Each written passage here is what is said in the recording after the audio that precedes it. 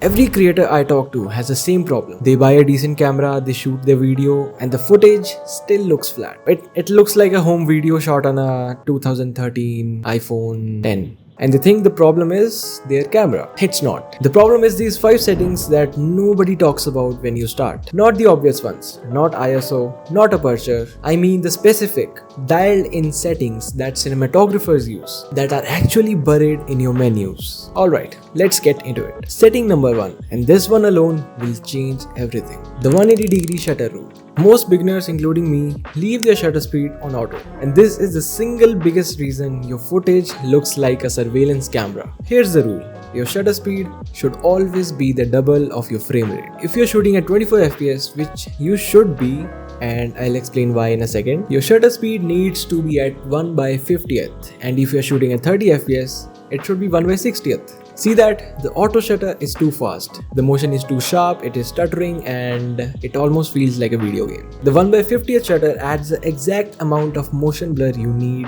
in every single frame, which is what your eyes are used to seeing in every film. On your phone, if you're using the stock camera app, stop using it. Download the Blackmagic camera app or any other third-party camera app which supports manual controls. Go to the settings and change the frames to 24 fps. Moreover, adjust the shutter to 1/50th. On a DSLR/mirrorless camera, you can go to the auto mode of the camera while video recording and you can set the shutter speed right on the camera. The moment you set this correctly, your footage automatically transforms into a cinematic video. Setting number 2. Picture styles. And it's probably the most impactful one on this list for Canon shooters. If you got any entry-level DSLR camera like me, just go to its menu and find picture style. Most people leave it on standard or auto, but here's the mistake. Change it to something which looks like this. In my case, I have a Canon R50 and the picture style I use in this is neutral. Moreover, you can also fine-tune details in the picture style itself. So I just drag the sharpness all the way down to 0 and reduce saturation by 1 or 2 notch. Here's why this matters. The standard picture style in camera adds artificial colors and sharpening. It is specifically designed to make the photos look punchy straight out of the camera. But for a video, that artificial sharpness is what gives your video a digital look. It makes the skin look harsh, it makes the edges like they have been drawn onto, while neutral at 0 sharpness give you a more softer image with 0 sharpness and gives you a more organic image. Skin looks like real skin. Textures feels natural, and because you have reduced the in-camera processing, you get more room to add your own edits to your video. If you shoot on an iPhone, try to record the video in 4K 24 fps and just grade it later in your software. Just don't use any filters.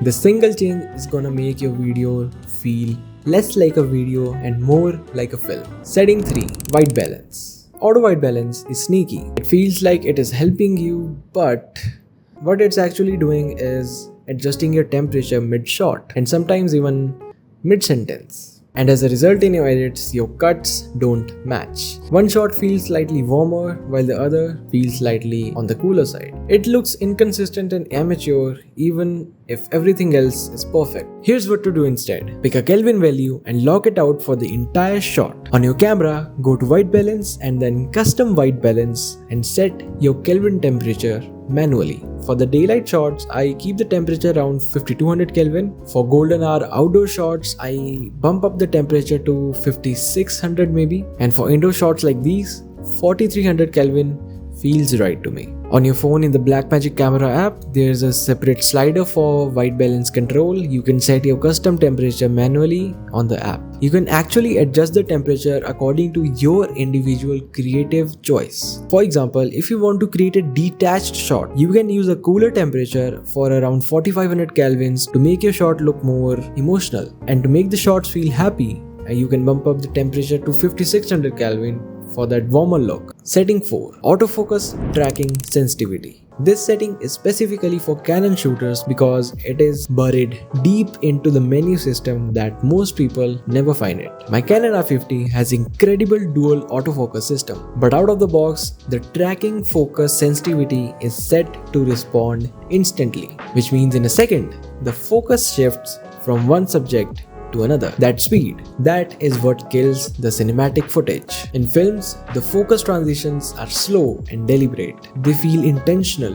they feel controlled. Here's the fix. Go to autofocus menu, movie servo autofocus speed, and change the autofocus speed to your liking. I personally set it up to -1 or 2 depending on the scene. For talking head videos like this one, a good tip would be to pair this up with the subject to detect set to people. The autofocus will lock onto your eye and will stay there even if you move. For phone users, you can also do the same by adjusting the speed of the focus slider on the Blackmagic camera app to get a smooth rack focus shot. Setting 5. Image stabilization. This one setting is going to save you from buying a gimbal. Most entry-level cameras do not have in-body image stabilization. My Canon R50 has 2 image stabilization systems working at the same time. The lens image stabilization and the movie digital image stabilization is working inside the camera. Most people don't know about the second one or either have it turned off.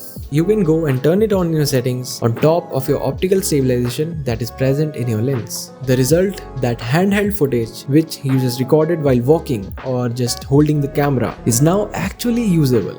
Not gimbal level of smooth, but smooth. One trade-off of this setting is that it slightly crops in your image. On the R50, you lose maybe 10 to 15% of your actual frame without the stabilization. So if you're shooting in a tight place, make sure to keep that in mind. But for most shooting situations, walking, slow movement or handheld movement, this setting alone is worth more than a 15,000 gimbal. And on almost every phone, you can find the image stabilization settings into your camera settings. And if you're shooting on Blackmagic camera, there are 4 different stabilization options, but out of them, standard is the best according to me. And that's it. With these 5 settings in mind, you can actually step up your filmmaking game. And the fun part, none of them cost anything. They are already in your camera. Most people never turn them on. If you actually go and change these settings right now and shoot something, drop it in the comments. I'll check. I love to check it out. I want to see the difference. Moreover, check out my Instagram page where you can actually find more useful tips like these. And if you want more videos like this, just drop a comment below and hit that sub icon. I'll see you there.